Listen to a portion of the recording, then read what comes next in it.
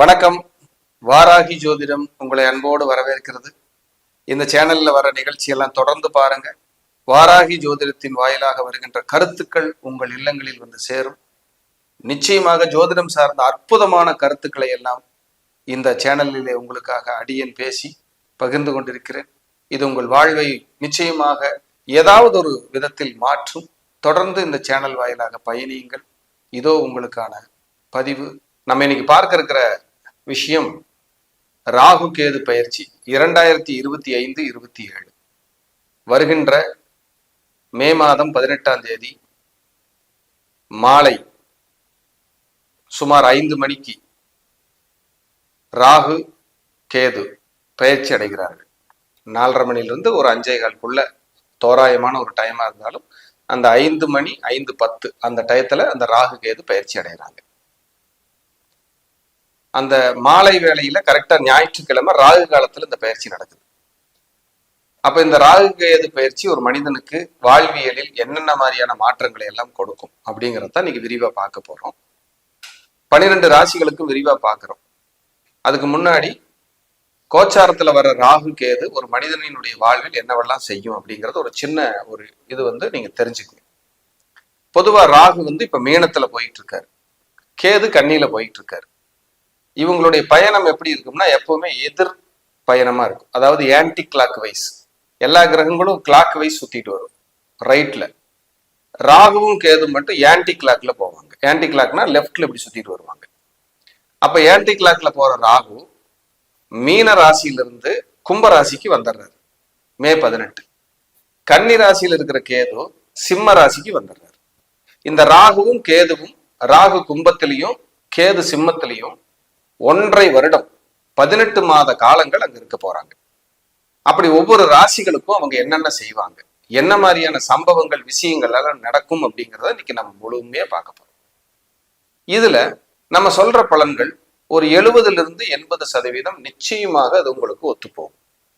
மீதி 20-30% உங்க சுய ஜாதகத்துல நடக்கிற தசா புத்திகள்னு ஒண்ணு இருக்கும். அந்த தசா புத்திகளின் அடிப்படையில தான் உங்களுக்கு அந்த பலன்கள் நல்லதாகவோ கெட்டதாகவோ கண்டிப்பா மாறுபடும். ஆனா பொதுவாக சொல்லக்கூடிய பலன்கள் மேக்சிமம் 70-80% பொருந்தியே போகிறதுக்கு வாய்ப்புகள் அதிகம். இப்ப இந்த ராகு கேது பயிற்சி பத்தி பேசிட்டோம். உடனே சரி நம்ம ஜாதகத்துக்கு இந்த ராகு கேது என்ன செய்யுதுன்னு தெரிஞ்சுக்குவோம் அப்படின்னு சொல்லிட்டு நீங்க கண்டிப்பா கால் பண்ணி பேசுவீங்க. என்னுடைய அன்பு வேண்டுகோள், இந்த நேரத்துல உங்களை மன்றாடி கெஞ்சி கேட்டுக்கிறதுக்கான விஷயம் என்ன அப்படின்னா, எனக்கு ஜோதிடத்துல நல்ல கிளைண்டுகளுக்கு ஏதாவது நல்லது செய்யணுங்கிற எண்ணங்கள் இருக்குங்க. ஆனா எல்லாருக்கும் பார்க்க முடியுமா அப்படின்னா என்னால பார்க்க முடியல. என்ன காரணம் அப்படின்னா, எல்லா அன்பர்களும் ஏதாவது ஒரு ரூபத்துல ஜோதிலிங்கம் சாருக்கு ஒரு ஃபோன் பண்ணுவோம், எனக்கு ஒரு அப்பாயின்மெண்ட் கொடுங்க, நான் உங்ககிட்ட ஜாதகம் பார்க்கணுங்கிற இந்த எண்ணத்துல கூப்பிடுறீங்க. நீங்க நிறைய பேர் கூப்பிடுறீங்க, ஆனா நான் பார்க்கறது ஒரு ஆள் தான். இதை வேற ஆள் வச்சு பார்க்க முடியாது. அப்போ டெய்லியும் என்னுடைய வேலைப்பளு எவ்வளவு இருக்கும், எவ்வளவு பேர் கூப்பிடுவாங்கன்னு உங்களுக்கே தெரியும். நீங்க வாட்ஸ்அப் ரிப்ளை லேட் ஆகுது, இல்ல கூப்பிட்டு பேசின அட்டன் பண்ணல, இந்த மாதிரி சூழல்கள் எல்லாம் இருக்கதான் செய்யுது. காரணம் என்னன்னா, எல்லாரோட போனையும் எடுக்க முடியாத சூழல். என்னுடைய அன்பு வேண்டுகோள் என்னன்னா, ரொம்ப எமர்ஜென்சி நீங்க பார்த்து தெரிஞ்சுக்கணும் அப்படின்னா, உங்களுக்கு வீட்டு பக்கத்திலேயே இருக்கக்கூடிய ஜோதிடர்கள் அல்லது உங்களுடைய உறவுகள்ல யாராவது ஜோதிடர்கள் அல்லது உங்க குடும்ப ஜோதிடர்கள் அல்லது உங்களுக்கு தெரிந்த நண்பர்கள் ஜோதிடர்களா இருந்தா அல்லது உங்களுக்கு தெரிஞ்ச ஜோதிடர்களா இருந்தா அங்கேயும் போய் நீங்க பார்த்து உங்களுடைய ப்ரொடக்ஷனை கண்டிப்பா தெரிஞ்சுக்குங்க. இது நான் உங்களை கூப்பிட்டு ஜாதகம் பார்த்து இந்த கிளைண்ட்டை நான் பிடிக்கணுங்கிறதுக்காக பேசுறது அல்ல. பொதுவா என்னோட சேனல்ல நான் பேசுற கருத்துக்கள் மக்களை சென்றடைய மட்டுமே உண்மையிலும் உண்மையாக நான் பேசுகிறேன். இது நான் பேசுனா எனக்கு கிளைண்ட் வரும் அப்படின்னா இல்லை. ஏன்னா நிறைய இருக்காங்க ஆல்ரெடி கிளைண்ட். கடவுள் புண்ணியத்தில் அதுல எந்த குறையும் இல்லைங்க. ஆனால் நீங்க எல்லாரும் பார்க்கணும்னு விருப்பப்படுவீங்க இல்லையா, அதை என்னால செஞ்சு கொடுக்க முடியலையேங்கிற வருத்தத்தை எல்லாருக்கும் இந்த நிகழ்ச்சிகள் மூலியமா நான் தெரிவிச்சுக்கிறேன். என்ன காரணம்னா, நிறைய கால்ஸ், நிறைய வாட்ஸ்அப் ரிப்ளை பண்ண முடியலைங்க. ரொம்ப கஷ்டமா சிரமமாவும் இருக்கு. அதான் நான் சொன்னேன், நீங்க 1000 பேர் கூப்பிடுறீங்க, ஆனா ஜாதகம்னு நான் பார்த்தா நான் ஒரு ஆள் சிங்கிள் மேன் நான் தான் பார்த்தாகணும், வேற வழி இல்லை. இந்த நான் ஒரு ஆள் அந்த ஜாதகத்தை நிறைய அப்பாயின்மெண்ட் எடுத்து வச்சுட்டு என்ன செய்ய முடியும்? கூப்பிட முடியாது, கூப்பிட்டு சொல்லவும் முடியாது. அதனால காலதாமதம் என்பது மறுக்கவே முடியாதுங்கிறத இந்த நேரத்துல நான் பதிவு பண்ண விரும்புறேன். அப்படி பார்க்கணும்னு விருப்பப்பட்ட கண்டிப்பா லாங் டைம் ஆகும், லேட் ஆகுங்கிறதையும் நான் சொல்லிக்கிறேன். அது வரைக்கும் ஒரு அவசரத்துக்காக வெயிட் பண்ணாம வெளியில எங்காவது சான்ஸ் இருந்தா கண்டிப்பா பாத்துக்குங்க அப்படிங்கிறது என்னுடைய அன்பு வேண்டுகோளா இங்க நான் பதிவு பண்ண விரும்புறேன். சரிங்களா? அப்படிப்பட்ட நிழல் கிரகங்களான ராகு கேதுவனுடைய பயிற்சி ஒவ்வொரு ராசிக்கும் என்ன மாதிரி வரப்போகுது அப்படின்னு பார்க்க போறோம். இப்போ மேச ராசியிலிருந்து மீனம் வரைக்கும் 12 ராசி என்பர்களும் இந்த ராகு கேது பயிற்சிக்காக வெயிட் பண்ணுவாங்க. ஒன்னு சனி பயிற்சி, அது 2.5 வருஷம் ஒரு கட்டத்துல இருக்கும், ஒரு ராசி கட்டத்துல 2.5 வருஷம் கழிச்சு தான் நகரும். ராகு கேது 1.5 ஆண்டு காலம் 18 மாதம் ஒரு ராசி கட்டத்துல இருக்கும், அதுக்கப்புறம் தான் நகரும். குரு பயிற்சி 1 வருடம் 12 மாதம் இருக்கும். அப்படிப்பட்ட பயிற்சிகளை தான் மக்கள் ரொம்ப விரும்புறாங்க. இந்த சனி பயிற்சி நமக்கு ஏதாவது நோய் வந்துருமா, அவமானம் வந்துருமா, கடன் வந்துருமா, நெருக்கடி வந்துருமா அப்படிங்கிறது ஒரு பக்கம் பாக்குறாங்க சனி பயிற்சியில. குரு பயிற்சியில இந்த தடவையாவது குரு பயிற்சியில நான் கல்யாணம் ஆயிருமா, குழந்தை கிடைச்சிருமா, அடுத்த கட்டத்துக்கு போயிருவனா, வீடு வாங்குவனா, சொத்துக்கள் அமையுமா, அல்லது தொழில் செய்ய முடியுமா, இப்படி ஒரு சுபகாரியத்துக்காக அதை கேட்பாங்க. ஆனா இந்த ராகு கேது பயிற்சி இந்த ரெண்டையுமே மிங்கிள் பண்ணி கொடுக்கும். இருக்கிறத இல்லாததாக செய்யும், இல்லாததை கொடுத்துட்டு போயிடும். சார் எனக்கு குழந்தையே இல்லை சார், இந்த தடவையாவது ட்ரீட்மெண்ட்ல குழந்தை கிடைக்குமானா ராகு கேது பயிற்சியில கிடைக்கிறதுக்கு வாய்ப்பு. அது எந்த மாதிரி எல்லாம் உங்களுக்கு கிடைக்கும் அப்படிங்கறத நம்ம விவரமாகவும் விளக்கமாகவும் இந்த பதிவுல நம்ம பேச போறோம். அப்ப ராகு கேது அப்படிங்கிறது கிரக பயிற்சிகள்ல ரொம்ப முக்கியமான பயிற்சியா பார்க்கப்படுது. அந்த பயிற்சி நம்ம 12 ராசிகளுக்கும் தொடர்ந்து பார்ப்போம். சின்ன சின்ன எளிய பரிகாரங்கள் வழிபாடுகளை நான் கொடுக்குறேன், அதையும் நீங்க பண்ணலாம். உங்களுக்கு ஒரு மனசுக்கு ரிலாக்ஸ் கிடைக்கும். தொடர்ந்து பார்க்கலாம்.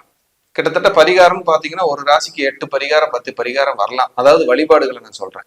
இதுல ஏதாவது முக்கியமான 1-2 நான் கொடுப்பேன்.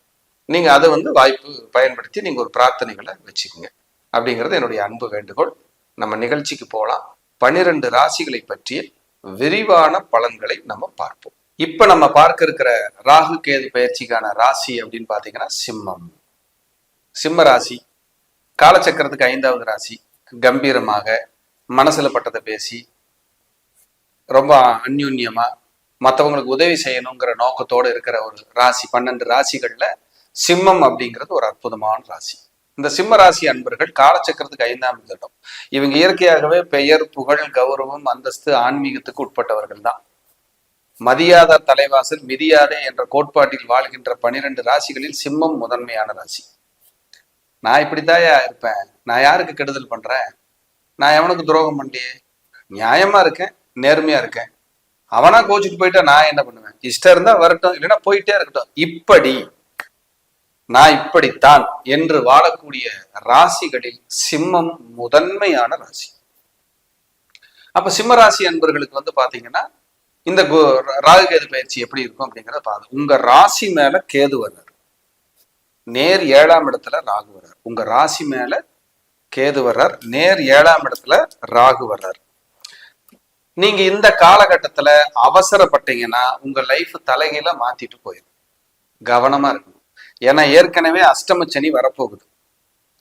இப்ப 7ஆம் இடத்துல ராகு, லக்னத்துல கேது, சாரி ராசியில கேது. அப்ப சந்திரன் மேல கேது போனா எப்படி இருக்கும்? மன விரக்தி இருக்கும், மனக்குழப்பம் இருக்கும், மன அமைதி கெடும். இதுல எங்க தப்பிக்கிறீங்க? உங்க ராசிக்கு 11ஆம் இடத்துல குரு இருக்காரு பாருங்க. இவ்வளவு பிரச்சனைகள் வந்தாலும், இவ்வளவு கஷ்டங்கள் வந்தாலும் கரெக்டா உங்களை காப்பாத்துற வேலையை அந்த 11 இருக்கிற குரு செஞ்சிருவாரு. அந்த 1 இயர் 11ஆம் இடத்து குரு டாப் சூப்பரா இருக்கும். ஆனால் உங்க ராசிப்படி வருகின்ற 8ஆம் இடத்துல இருக்கின்ற அஷ்டமச்சனியும் ஒரு வேலையை செய்யுங்கிறத மறந்துடாதீங்க. அதோட ஜென்மத்தில் கேது. ஜென்மம்னா என்ன? உங்க ராசி மேல கேது பயணம், 7ஆம் இடத்துல ராகு பயணம். இது நல்ல பயணமா அப்படின்னா 100க்கு 100 நல்ல பயணம் இல்லை, பாசிட்டிவான பயணம் இல்லை. அப்ப என்ன சார் பண்ணணும் அப்படின்னா, அவசரப்படக்கூடாது, நிதானமா இருக்கிறத அமைதியா ஓட்டணும். பிரச்சனை வராம கொண்டு போயிட்டீங்கன்னா சேஃப். கல்யாணம் ஆனவங்களா இருந்தீங்கன்னா உங்களுடைய லைஃப் பார்ட்னருக்கு ஹெல்த் பிரச்சனை வராம பாத்துக்கணும். உங்க 2வது குழந்தைகளோட கருத்து வேறுபாடு வராம பாத்துக்கணும். இதெல்லாம் ரொம்ப ரொம்ப முக்கியம். இதுல உங்க குழந்தைங்க இந்த பீரியட்ல பதவிக்கு வர்றது, முன்னேறது, நல்ல வேலை கிடைக்கிறது, வருமான உயர்வு கிடைக்கிறது கண்டிப்பா கிடைக்கும். பாருங்க, கெட்டது இருக்கு, நல்லது இருக்கு. ஏற்கனவே நல்ல வேலையில இருக்காங்க குழந்தைங்க, சூப்பரா இருக்காங்கன்னா அவங்களுக்கு ஏதாவது டிஸ்டர்ப் பண்ணும். நம்ம பேசுற இந்த பலன் 70% நல்லாவே பொருந்தி போகும். மீதி 20 ஒரு 30% முன்பின் உங்களுக்கு இந்த பலன்கள் வேரியேஷன் ஆகலாம். காரணம், உங்களுக்குன்னு ஒரு தசாபுத்தி நடக்கும். அந்த கோச்சார ராகு கேது எந்த கிரகத்தின் மேல பயணிக்குதுங்கிறது ஒரு கணக்கு இருக்குது. அதெல்லாம் தான் கூட சேர்ந்து வேலை செய்யும். அப்போ அதன்படி நீங்க பார்த்து அதுக்கான விஷயங்களை சரியா கொண்டு போயிட்டீங்கன்னா சேஃப், நல்லது அப்படிங்கிறத இந்த பயிற்சியில நான் உங்களுக்கு சொல்லிக்கொள்ள விரும்புகிறேன்.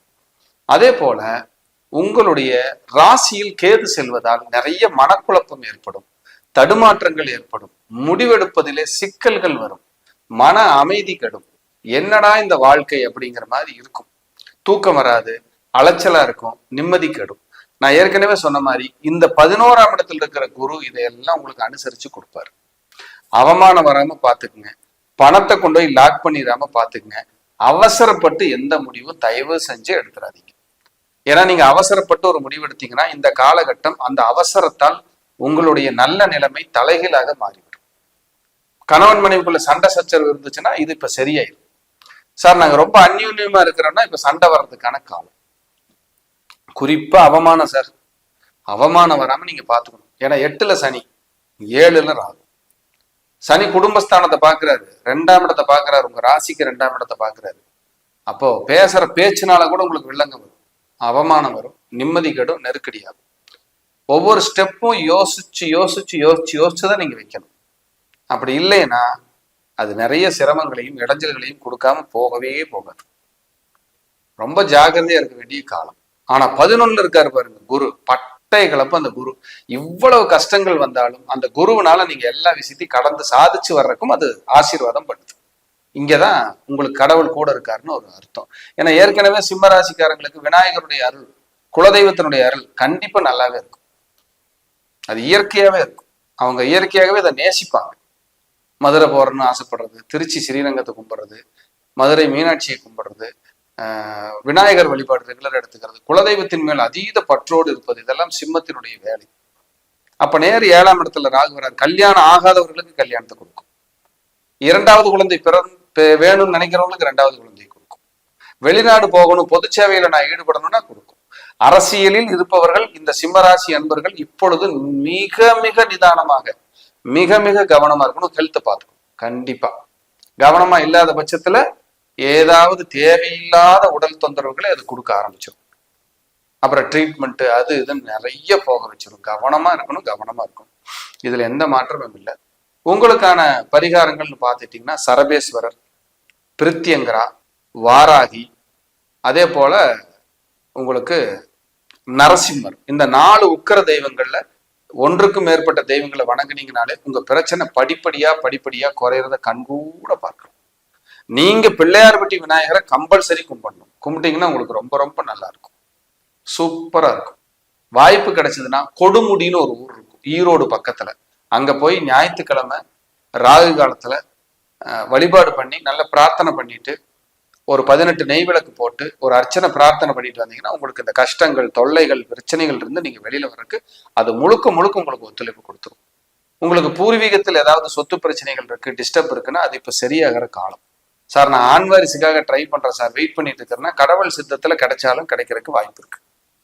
அதுல எல்லாம் எந்த மாற்றமும் இல்லை. ஆனா உங்க ஜாதகத்தையும் ஒரு ஆய்வு பண்ணிக்கிறது சேஃப். இந்த யூரினரி பிரச்சனை வரலாம், சுகர் அதிகமாகலாம், தலை சுற்றல் வரலாம், மனக்குழப்பம் ஏற்படலாம், மன அமைதி கெடலாம். இதுல எல்லாம் நீங்க கவனமா இருக்கணும். ஒவ்வொரு பிரதோஷத்துக்கும் சிவன் வழிபாடு கண்டினியூ பண்ணுங்க, ரொம்ப நல்லா இருக்கும். உங்களை அடுத்த கட்டத்துக்கு அது சூப்பரா நகர்த்திடும்.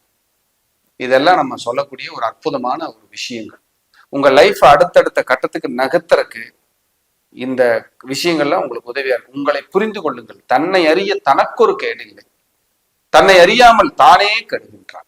அப்ப உங்களை நீங்க புரிஞ்சுக்கிட்டு சரி பண்ணிக்கிற வழியை பார்த்துட்டீங்கன்னா இந்த காலகட்டத்தில் நிச்சயமாக உங்களுக்கு தொல்லைகள் வராது, நெருக்கடி கொடுக்காது. அடுத்தடுத்து அப்படியே நிம்மதியை நோக்கி பயணிச்சுக்கிட்டே இருக்கலாம். உங்களுடைய ஆரோக்கியம் இப்ப கவனமா இருக்கணும். மனசு சரியில்லைன்னா என்ன சார் பண்ணுவீங்க? பேலன்ஸ் போயிடும், சரியான முடிவு எடுக்க முடியாது. முடிவு எடுக்கலைன்னா தோல்வியை நோக்கி பயணிக்கணும்.